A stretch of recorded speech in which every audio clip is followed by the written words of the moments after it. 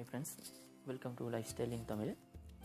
நம்ம வாழ்க்கையில் எல்லாருக்குமே சாதிக்கணும், நல்ல இலக்குகளை அடையணும் அப்படின்னு ஆசை இருக்குது. ஆனால் அப்படி ஆசைப்படுற எல்லாருமே தமது வாழ்க்கையில் சாதித்தாங்களான்னு கேட்டால் உண்மைக்கும் அதில் 100க்கும் ஒரு 5% குறைவான சதவீதமான ஆட்களே அவங்களோட இலக்குகளை, அவங்களோட சாதனைகளை அடைகிறாங்க. இதுக்கு பல காரணங்கள் நிறையா இருக்குது. அந்த காரணங்களை நம்ம லைஃப் ஸ்டைல் இன் தமிழ் சேனல் மூலமாக ஒரு வீடியோ சீரீஸாக பண்ணலான்னு இருக்கோம். இன்றைக்கி அதில் முதல் விஷயமான அதாவது இந்த தாழ்வு மனப்பான்மை உள்ளவர்களை பற்றி கதைக்கலான்னு பார்த்தோம். உண்மைக்குமே இந்த தாழ்வு மனப்பான்மைனா என்ன? தாழ்வு மனப்பான்மைன்னு சொல்கிறது ஒருவர் தன்னை பற்றி தன்னைத்தானே குறைத்து மதிப்பீட்டால் வர்ற ஒரு விஷயம். இவங்க எப்போதுமே தன்னை இன்னொருத்தருடன் ஒப்பிட்டு பார்த்து கொண்டே இருப்பாங்க. தான் குறைவானவர்கள், கீழே உள்ளவங்க, நம்ம எதுக்குமே பிரயோசனம் இல்லாதவங்க அப்படின்னு நம்மளை எப்பயுமே அவர் குறையாக நினைத்து கொள்வார். இவருக்கு அவரின் திறமைகள் என்னன்னு தெரியாது, இவருக்கு இருக்க அறிவு என்னன்னு தெரியாது. உண்மையிலே தாழ்வு மனப்பான்மை உள்ளவர் அவர் அவரின் முன்னேற்றத்துக்கே அவரே தான் தடையாக இருப்பார். இதுக்கு பல காரணங்கள் இருக்குது. நம்ம முதலாவது காரணம் என்னன்னு பார்த்தீங்கன்னா,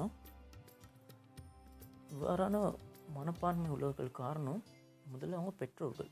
அவங்களோட பெற்றோர்களும் இதே மாதிரி ஒரு மனநிலையில் தான் இருப்பாங்க. அவங்க தனது பிள்ளைகளும் இதே போல தான் வளரணும்னு நினச்சி அவங்களுக்கு தேவையான கல்வி அறிவும் சரி, அவங்களுக்கு தேவையான பொது அறிவும் சரி, அதுங்களை தேவையான அளவு வழங்காமல் இவங்களுக்குள்ளேயே அடக்கி வச்சுக்கிறதுனால இவங்களும் ஒரு விதமான பயத்துடன் வளர்ந்து இந்த நிலைமைக்கு ஆளாகிறாங்க. அடுத்து என்னென்னு பார்த்தீங்கன்னா, ரெண்டாவது காரணம் பொருளாதார சூழ்நிலை. இந்த பொருளாதார சூழ்நிலை அப்படின்னு பார்த்தீங்கன்னா, இந்த ஒரு காரணம் சொல்லலாம் வறுமை. ஏன்னா இந்த குழந்தைகள் ரொம்ப ஒரு பயந்த சுபாவத்தோடு, ஏன்னா ஒரு இடத்துல ஒரு பேச பயமாக இருக்கும், கருத்தை கூட பயப்படுவாங்க. ஏன்னா இவங்க நினைக்கிற விஷயம் என்னென்னு பார்த்தீங்கன்னா, பணம் அதிகம் உள்ளவர்கள் உயர்வானவர்களும் பணம் குறைவாக உள்ளவங்க தாழ்வானவர்கள் என்று உங்கள் மனசுக்குள்ளேயே ஒரு தவறான ஒரு எண்ணத்தை உள்வாங்கி வச்சுருக்காங்க. மூணாவது விஷயம் என்னென்னு பார்த்தீங்கன்னா, சுயமன தடைகள். அதாவது நமக்கு முடிஞ்சது இவ்வளோதான், நம்ம தலையெழுத்து இது, வேறு வழி இல்லை, நம்ம இதை சகிச்சு வாழ வேண்டிய சூழ்நிலை இருக்கும் அப்படின்னு நம்மளை ஆறுதல் படுத்திக்கிறதுக்கு ஏதாவது ஒரு காரணங்களை தேடிக்கொள்வது. அடுத்த காரணம் என்னென்னு பார்த்தீங்கன்னா, முந்தைய தவறுகளின் தாக்கம். அதாவது இப்போ ஏதாவது ஒரு முயற்சி எடுத்தாருன்னு வச்சுக்கோங்களேன். ஏதோ ஒரு முயற்சி எடுக்கிறாரு, அந்த முயற்சி முதல் தடவை தோற்றுருச்சுன்னா அடுத்த முறை அவர் அந்த முயற்சி எடுக்கிறதுக்கு தயங்குவார். ஏன்னா திரும்பவும் நமக்கு பிழைச்சிரும், நம்மளால் சாதிக்க முடியும் பெறும் அப்படின்னு ஒரு பயம். அடுத்து கல்வி அறிவு பற்றிய கவலை.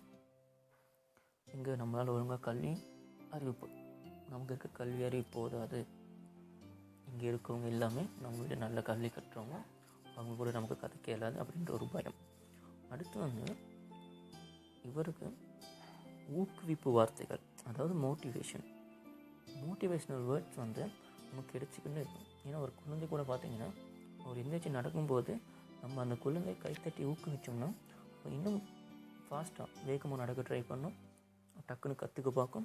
அந்த மாதிரி தான் இந்த தாழ்வு மனப்பான்மையில் சுற்றி உள்ளவங்களும் ஒரு நெகட்டிவ் மைண்ட் செட்லேயே தான் இருப்பாங்க. அவங்க எப்போ உனக்கு இது இயலாது, நீ இது தான் செய்யணும், இதை தாண்டி நீ போகக்கூடாது அப்படின்னு அவங்க ஒரு கட்டளை ஒரு ஏரியா உள்ளுக்கே அவங்கள சுற்றி வச்சுக்கொள்ளுது. இது ஒரு காரணமாக சொல்லலாம். அடுத்து நம்ம பார்க்குறது என்னென்னு பார்த்தீங்கன்னா, இந்த காரணங்களை நம்ம எப்படி தகர்க்கிறது, இதுலேருந்து எப்படி வெளியே வாருது. இதுக்கு முக்கியமாக காரணமாக மாறும் என்னென்னு பார்த்தீங்கன்னா, பெற்றோர்கள் தான். அவங்க தனது பிள்ளைங்களுக்கு எப்போவுமே பாசிட்டிவ், அதாவது நேர்வினையாக யோசிக்கிறது எப்படி, நேர்வினையான எண்ணங்களை வச்சுக்கிறது எப்படி, அதை பற்றி அவங்க எப்போதுமே அவங்களுக்கு கற்றுக் கொடுத்துக்கிட்டே இருக்கணும். பெற்றோர்கள் தான் ஒரு குழந்தையின் முதல் ஆசானாக பார்க்குறாங்க. ஸோ அவங்க முயற்சிகளை எடுக்க என்னென்ன தடுமாறக்கூடாது கொடுக்குறாங்களோ அவங்க மூலமாக எடுக்கணும். புதிய முயற்சிகளை கற்றுக்க ஆரம்பிக்கணும். நம்ம எடுக்கும் முடிவுகள் சரின்னு நம்ம நாமளையே நம்புறதுக்கு பார்க்கணும். ஏன்னு பார்த்தீங்கன்னா, இப்போ நிறைய பேர் முயற்சி எடுப்பாங்க, ஆனாலும் அவங்க இடையில அதை விட்டுருவாங்க. இப்போ நீங்கள் கூட சொல்லலாம், இல்லைங்களே நானும் முயற்சி நிறைய எடுத்திருக்கேன், ஆனாலும் என்னால் அச்சீவ் பண்ண முடியல அப்படின்னு. இதுக்கு வந்து நான் ஒரு உதாரணத்தை சொல்கிறேன். என்னென்னு பார்த்தீங்கன்னா, ஒரு வேடர் ஒருத்தர் வாழ்கிறாரு. அவருக்கு வந்து யானைங்களை வளர்க்கணும்னு ஒரு ஆசை வருது. அவர் என்ன பண்ணுறாருன்னா, காட்டில் குழியெல்லாம் தோண்டி யானை குட்டிங்களை பிடிக்கிறார். பிடிச்சி யானைகளை பெரிய சங்கிலியால் கட்டி வளர்க்குறாரு. இந்த யானை குட்டிங்க கால்களெல்லாம் சங்கிலியால் கட்டின அந்த முதல் காலத்தில் அந்த சங்கிலியை அத்துக்கிட்டு அதுலேருந்து வெளியே வரத்துக்கு ரொம்ப முயற்சி செய்து, ஆனாலும் அதுங்களால் அது அத்துக்கு வெளியே வர முடியல. அப்படியே காலப்போக்கம் போகும்போது அந்த யானைகளும் வளருது. அந்த வேடரும் நிறைய யானைகளை பிடிச்சி ஒரு யானை நிறைய இருக்கிற ஒரு அங்கே ஒருத்தர் யானை வாங்க மாறுறாரு. வரும்போது அவர் அவங்களுக்கு ஒரு வித்தியாசமான விஷயத்தை காண்கிறாரு. அது என்னென்னு பார்த்தீங்கன்னா, இந்த யானை குட்டிங்கெல்லாம் பெரிய சங்கிலிலையும் பெரிய யானைங்களை ஒரு சாதாரண ஒரு கயிறுலையும் கட்டி வச்சுருக்காங்க. இப்போ இவர் வந்தவர் வந்து இந்த வேடர்கிட்ட கேட்குறாரு, பெரிய யானைங்க தனி பலம் அதிகமானது, பெரிய யானைகளை சாதாரண கயிறிலையும் இந்த யானை குட்டிங்களை பெரிய சங்கிலிலையும் கட்டியிருக்கீங்க அப்படின்னு. அதுக்கு அந்த வேடன் கொடுத்த பதில் என்னென்னு பார்த்தீங்கன்னா, இந்த பெரிய யானைகளும் ஆரம்பத்தில் இந்த சங்கிலியில் தான் கட்டி இருந்துச்சு. ஏன்னா அப்போ வந்து இந்த இடத்துலேருந்து தப்பிச்சு போகிறதுக்காக அந்த சங்கிலி அத்துக்கு இந்த யானைகள் ரொம்ப முயற்சி எடுத்துச்சு. ஆனால் காலப்போக்கில் யானை வளரும் போது அதுங்களுக்கு தேவையான சாப்பாடும் சரி, இருக்க இடம் எல்லாமே சரியான நேரத்தில் கிடைக்கவும் இந்த யானைங்க அந்த முயற்சி அப்படியே விட்டுருச்சு.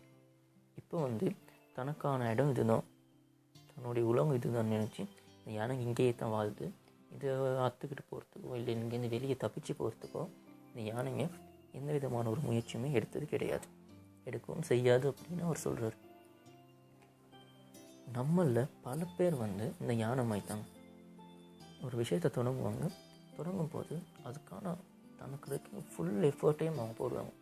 எவ்வளோ கஷ்டப்பட முடியுமோ அவ்வளோ கஷ்டப்படுவாங்க. ஆனாலும் கொஞ்ச நாள் போயிட்டு, ஐயோ இது நமக்கு சரி வராது, இது நம்மளால் செய்ய முடியாது அப்படின்னு அதை அப்படியே கிவ் அப் பண்ணிடுவாங்க. அதுக்கப்புறம் தங்களையும் தங்களை சுற்றி இருக்கவங்களும் அவங்க ப்ளேம் பண்ணுவாங்க. என்னென்னு பார்த்தீங்கன்னா, உங்களால் இது என்னால் முடியாமல் போச்சு, இது சரி வராது அப்படின்னு.